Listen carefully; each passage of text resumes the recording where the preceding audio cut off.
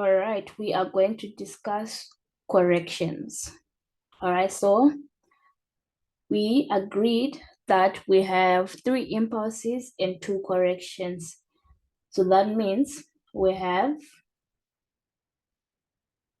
1, we have 2, and then we have 3, assuming that we have an uptrend. All right, and we have 2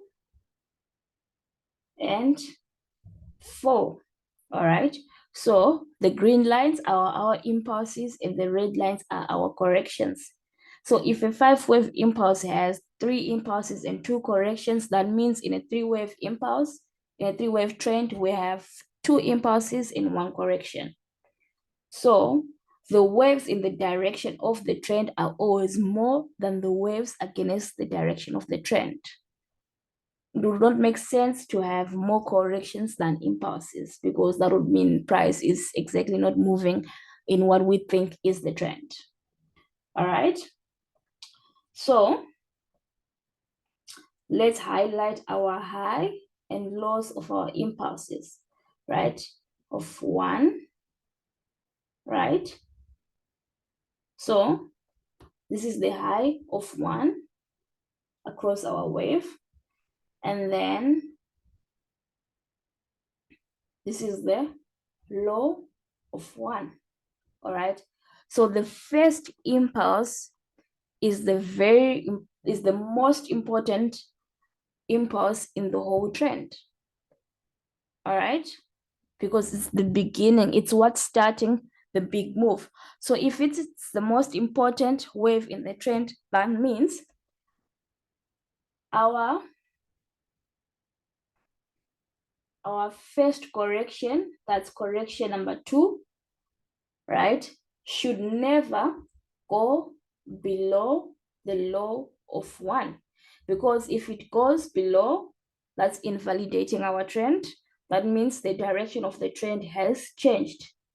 All right, so price can never go below the low of impulse 1, because that will change the direction of the trend. All right, similar to 4. So if wave 4 goes below the high of 1, if it enters the territory of impulse 1, that again changes the direction of the trend. So that invalidates the trend that we're thinking price is going to. So price should reject and stay above the high of 1. So in other words, price is creating a new low, and as price creates new lows, that keeps pushing price going higher. All right, because price is in an uptrend. If price was in a downtrend, then we would see price making new lower highs. And if price is making lower highs, that means price is being pushed down, confirming our downtrend. So those are the most important rules of wave 2 and wave 4. Right? What are we saying? We are saying wave 2 should never go below the low of impulse 1, and wave 4 should never enter the territory of impulse 1. If you understand those corrections, you might be able to always catch the start of the next impulse. That's how you catch the start of the next impulse.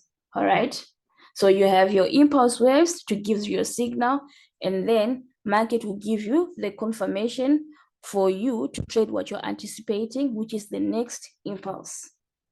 All right, that's the most important things on corrections.